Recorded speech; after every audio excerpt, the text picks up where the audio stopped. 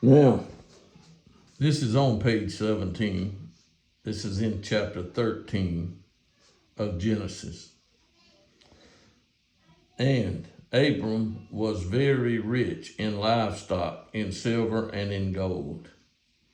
He went on his journeys from the Negev as far as Bethel, to the place where his tent had been at the beginning, between Bethel and Ai. You can see that right there. To the place of the altar. See right there? Which he had made there formerly. And there Abram called on the name of the Lord. Here we find Abram calling on the name of the Lord. That means he's calling on God's authority. God's authority. What did I tell you earlier? What have we learned? Whatever God says he will do, he will do. That's what you should have learned. Now, they are there. And what did he do? He called on the name of the Lord. He didn't open up a book to find out about anything like some people today think they do. Oh, I have turned to this book for a reason, for sure, because I want you to know and understand what the Lord God, creator of heaven and earth, is doing way back then. The place he called upon the name of the Lord. Now Lot, who went with Abram, also had flocks and herds and tents. And the land could not, what? Sustain them while dwelling together. For their possessions were so great that they were not able to what? Remain together. And what happens? There was strife between the herdsmen of Abram's livestock and the herdsmen of Lot's livestock. Now the Canaanite and the Perizzite were dwelling in the land. And that's then Abram said to Lot. You see it? You see what Abram says to Lot right there? It's in plain English. Abram said to Lot, please let there be no strife between you and me, nor between my herdsmen and your herdsmen, for we are brothers. Now, do you know how it is that they are brothers? You know that Abram and Lot is Abram's what? Nephew. That's who he is. But he's calling and he's referring to him as brother. You see it right there. We are brothers. He says, is not the whole land before you? Please separate from me. If to the left, then I'll go to the right. Or if to the right, then I will go to the left. Who is giving the option here? The man that God has told, I will bless you.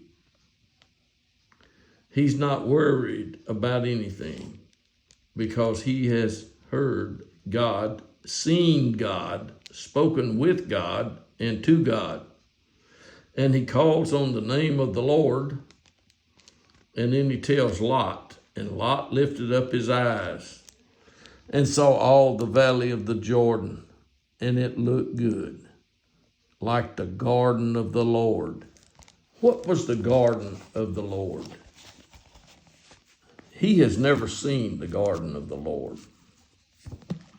but he's heard about it, okay? The garden of the Lord was the Garden of Eden.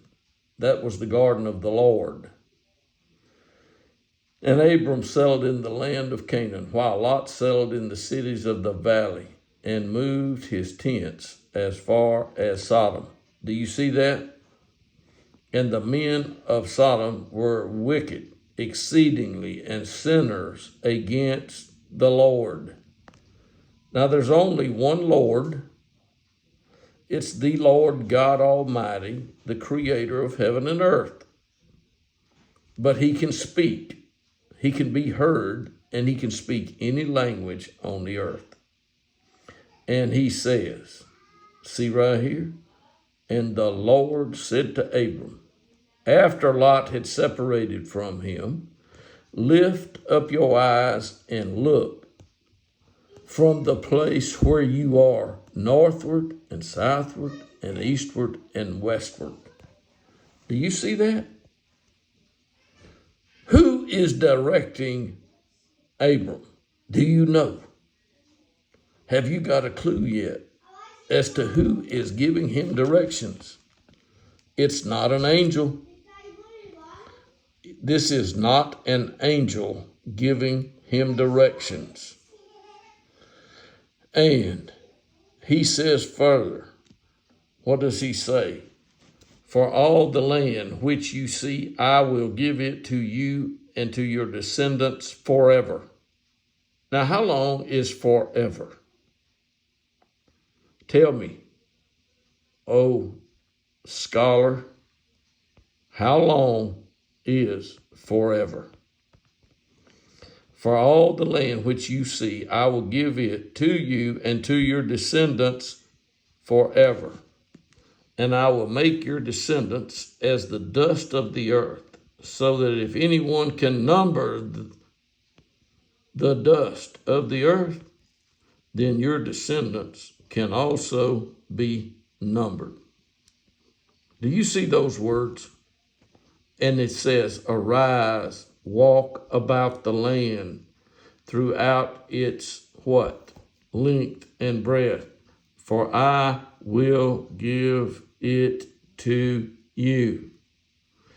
Then what? Abram moved his tent and came and dwelt in the oaks of Mamre, which are in Hebron, and there he built an altar to the Lord. This is the second altar that he has built to the Lord. And if you don't know who the Lord is, then you don't know what you should know from what you've heard thus far. See there? And it came about in the days, there's a king of Shinar and some other kings, one name as you can see.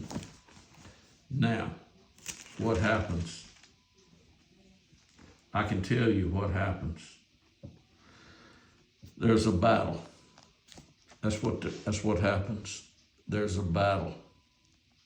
Some kings come and fight with the other kings. That's what happens. And Lot, the nephew of Abram, is taken captive. That's what happens. You can read this in Genesis chapter 14. And Melchizedek is mentioned in this chapter. A priest. Melchizedek, king of Salem. Melchizedek, a priest of God Most High. I want you to see it. You can see it right here. You see it? Melchizedek, king of Salem, brought out bread and wine, and he was a priest of God Most High. Now, who is God Most High? God Most High is the God of Abram, and God is with him.